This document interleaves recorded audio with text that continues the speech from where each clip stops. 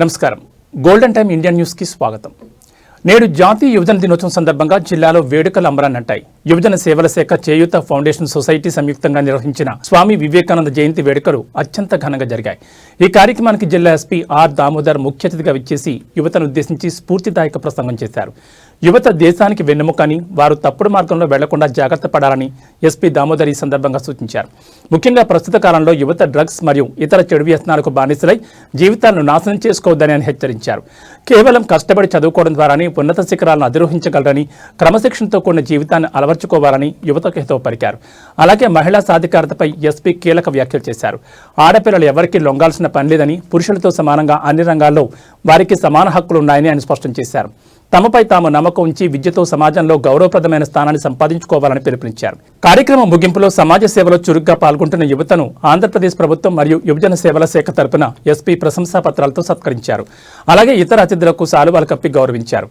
ఈ వేడుకలో యువజన నాయకులు, స్వచ్ఛంద సంస్థల ప్రతినిధులు మరియు భారీ సంఖ్యలో విద్యార్థులు పాల్గొని కార్యక్రమాన్ని విజయవంతం చేశారు.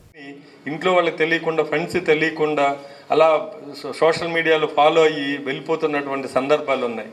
నేను రిక్వెస్ట్ చేసేది ఒకటే, ఈ అన్ని నాటకం బూటకం ఇదంతా. మన చదువు అనేదే మనకు నిజం, అలాగే మన అమ్మా నాన్నే మనకు నిజం. మిగతా ఫ్రెండ్స్ ఇవన్నీ కూడా కొంతవరకే. తర్వాత మీ జీవితంలో ఏదైనా బ్యాడ్ జరిగిందంటే ఆత్మవిశ్వాసం కోల్పోతారు అమ్మాయిలు పర్టికులర్గా. ఆ ఆత్మవిశ్వాసం మనం పోగొట్టుకోకూడదు. ఈక్వల్ ఆపర్చునిటీస్ ఉన్నాయి. ఇప్పుడు ప్రతి దగ్గర అమ్మాయిలకే ముందు వెళ్తున్నారు ఎక్కడైనా సరే. మొన్న కానిస్టేబుల్ రిక్రూట్మెంట్లో దాదాపు 6,700 మందిని మనం రిక్రూట్ చేస్తే మన జిల్లా నుంచి 750 మంది, ఏ జిల్లాలో లేనంత మంది ఈ జిల్లాలో. వేరే జిల్లాల్లో 200 మంది, 150 మంది అలా సెలెక్ట్ అయితే, 300 మంది సెలెక్ట్ అయితే, మన జిల్లా నుంచి 750 మంది, దాంట్లో మహిళలు మన దగ్గర నుంచి హయ్యెస్ట్ పర్సంటేజ్ మన దగ్గర నుంచి సెలెక్ట్ అయ్యారు. అంటే మీరు ఆలోచించండి మీకు ఎంత భవిష్యత్తు ఉందో. ఇవన్నీ మధ్యలో వచ్చేటువంటి ఈ స్నేహాలు, ప్రేమ ఇవన్నీ బూటకాలు. ఇవన్నీ మీరు ఇవన్నిటికీ దూరంగా ఉండాలి. సోషల్ మీడియా ఎఫెక్ట్ మీ మీద ఉండద్దు. సోషల్ మీడియాని కానీ, ఇంటర్నెట్ కానీ చక్కగా వాడుకొని మీ అభివృద్ధికి మంచి సివిల్ సర్వెంట్స్గా, ఐఏఎస్, ఐపీఎస్ ఆర్ మంచి డాక్టర్స్ కానివ్వండి, ఇంకొక విధంగా వేరే కాంపిటేటివ్ ఎగ్జామ్స్లో మంచి బిజినెస్లో ముందరకు వెళ్ళే విధంగా మీ అభివృద్ధికి తోడ్పడాలే తప్ప మీ యొక్క వినాశనానికి మాత్రం టెక్నాలజీని మాత్రం వాడుకునే విధంగా మీరు కిందకి వెళ్ళకూడదు. అమ్మాయిలు అందరూ కూడా కెరీర్ మీద కాన్సన్ట్రేట్ చేయాలి.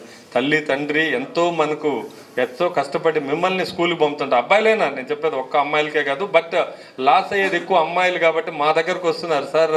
తల్లిదండ్రులు చెప్పుకోలేక, అలాగే మన జిల్లాలో దాదాపు ఇలాగ అమ్మాయిల్ని 18 సంవత్సరాల లోపల ఉన్నటువంటి అమ్మాయిలతో సెక్సువల్గా వాళ్ళని ఇచ్చేసి ప్రెగ్నెంట్ చేసిన వాళ్ళు, అలాగే ఇలాంటి వాళ్ళందరికీ లాస్ట్ 25 మందికి జైలు శిక్ష, 20 సంవత్సరాలు ఒక్కొక్కరికి 25 మందికి వేశారు. ఇంకా కొన్ని 100 కేసులు కోర్టులో ఉన్నాయి.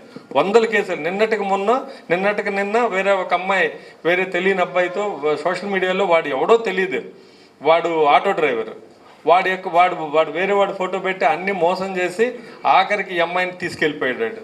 అది వైజాగ్, ఇది విజయవాడకి రమ్మని చెప్పాడు. వాడు అన్ని పాల్సే, ఏది నిజం కాదు దాంట్లో. ఈ అమ్మాయి నమ్మి అక్కడికి వెళ్ళింది. ఇంట్లో వాళ్ళేమో మాకు కంప్లైంట్ ఇచ్చారు. ఇలా వెతికితే ఆఖరికి వాడు ఆటో డ్రైవర్. అమ్మాయి వయసు ఎంత? 14 ఏళ్ళు, వాడికి 35 ఏళ్ళు. మీరు ఇవన్నీ ఆలోచించండి. ఏది నిజం కాదు ఇదంతా. మన చదువు అనేది నిజం, మన అమ్మా నాన్న నిజం, మన కుటుంబం నిజం. ఈ మూడే 3, వేరేటివన్నీ నాశనమే.